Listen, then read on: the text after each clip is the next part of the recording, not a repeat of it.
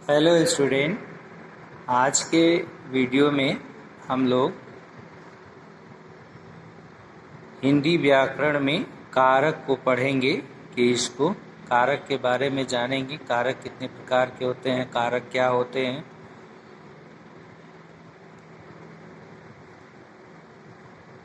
आइए पढ़ते हैं। नीचे दिए वाक्यों को पढ़िए।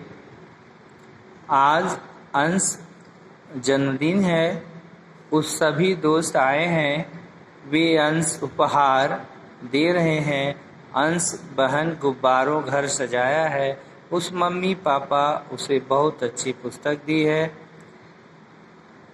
इन वाक्यों के सभी शब्द सार्थक हैं, फिर भी ये वाक्य अपूर्ण हैं। क्यों अपूर्ण हैं? क्योंकि यहाँ कारकों का अभाव है जो कि संबंध स्थापित करते हैं, संबंध को व्यक्त करते हैं।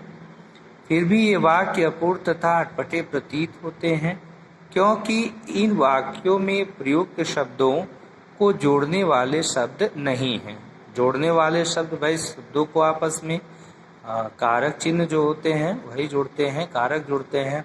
इन्हीं वाक्यों को हम सार्थक तथा पूर्ण बनाकर इस प्रकार लिख सकते हैं। किस प्रकार?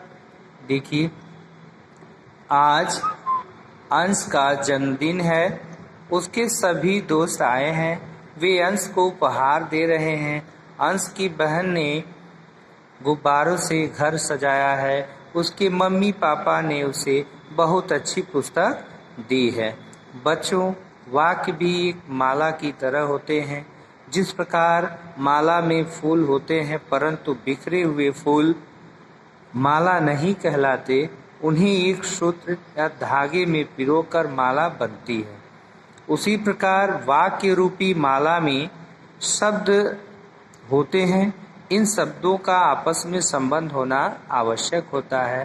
कारक ही वाक्य में प्रयुक्त संज्ञा या सर्वनाम का संबंध वाक्य के दूसरे शब्दों से जोड़ते हैं। अर्थात हम ये कह सकते हैं कि संज्ञा या सर्वनाम के जिस रूप से उसका संबंध वाक्य के अन्य शब्दों से जाना जाता है उसे कारक कहते हैं। संज्ञा सर्वनाम के जिस रूप से उसका संबंध वाक्य के अन्य शब्दों से जाना जाता है उसी को हम कारक कहते हैं। कि कारक का अर्थ है संज्ञा या सर्वनाम का संबंध वाक्य के दूसरे शब्दों से जोड़ना। ये संबंध ने, को, से, देखिए ये कारक चिन्ह है, ने, को, से के लिए आदि चिन्हों से स्थापित किया जाता है। कारक को प्रकट करने के लिए संज्ञा तथा सर्वनाम के साथ जो चिन्ह लगाए जाते हैं उन्हें कारक की विभक्ति या परसर्ग कहा जाता है। अर्थात कारक को हम विभक्ति या उसके चिन्हों को विभक्ति या परसर्ग भी कहते हैं। आगे आप इसको विभक्ति या परसर्ग के रूप में ही जानेंगे। तो बच्चों, तुमने देखा होगा कि कभी कभी माला को गूंथने वाला धागा दिखाई देता है तो कभी नहीं।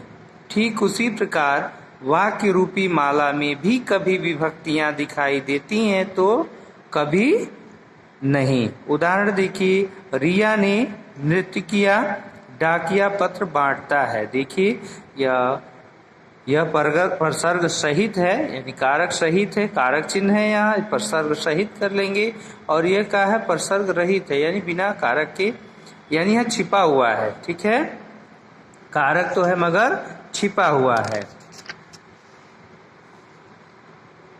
कारक के 8 भेद होते हैं, यानी कारक को हम लोगों ने जाना कि कारक क्या करते हैं। तो कारक का अर्थ जो है संज्ञा या सर्वनाम के जिस रूप से उसका संबंध वाक्य के अन्य शब्दों से जाना जाता है उसी को हम कारक कहते हैं। अब कारक के भेद, कारक के 8 भेद होते हैं। कितने भेद होते हैं? 8 भेद। अब कर्ता कारक और उसकी विभक्ति क्या है? ने। कर्ता कारक की विभक्ति ने है, यानी लक्षण क्या है? जो काम करता है। राम ने पुस्तक पढ़ी, मधुर पुस्तक पढ़ता है, अर्थात जो कार्य को करता है उसी को हम कर्ता कहते हैं। दूसरा है कर्म। कर्म का क्या चिन्ह है? को है। जिस पर क्रिया का फल पड़े, जिस पर क्रिया का फल पड़े। बच्चे को भोजन दो, बच्चा खाना खा रहा है। करण, तीसरा है करण। करण का है से के द्वारा, से के द्वारा, अर्थात यहाँ क्रिया के होने के साधन का पता चलता है कि क्रिया किसके द्वारा हुई, किसके माध्यम से संपन्न हुई। से के द्वारा, जिस साधन द्वारा काम हो। वरुण बस से स्कूल जाता है, स्कूल जाने की क्रिया हो रही है। कैसे हो रही है? बस से, साइकिल से, रेल से, ट्रेन से, जैसे भी। लेकिन यहाँ साधन सभी क्या है? साधन। जाने की क्रिया तो हो रही स्कूल, लेकिन कैसे? बस से। मैंने मित्र के लिए उपहार खरीदा। उपहार खरीदना किसके लिए? मित्र के लिए। सॉरी, यहाँ तो संप्रदान हो जाएगा जहाँ के लिए आएगा। और वरुण बस से स्कूल जाता है, से होगा। फिर संप्रदान है, संप्रदान यानी को, नहीं को तो नहीं होगा यहाँ, ठीक है। यह को जो है कर्म कारक का है, यहाँ पर सीधे के लिए होगा, को नहीं होगा, यहाँ के लिए होगा, जिसके लिए काम किया जाए। मैंने मित्र के लिए उपहार खरीदा, तो मित्र के लिए क्या है? यहाँ पर संप्रदान कारक, संप्रदान कारक है। अपादान कारक पांचवा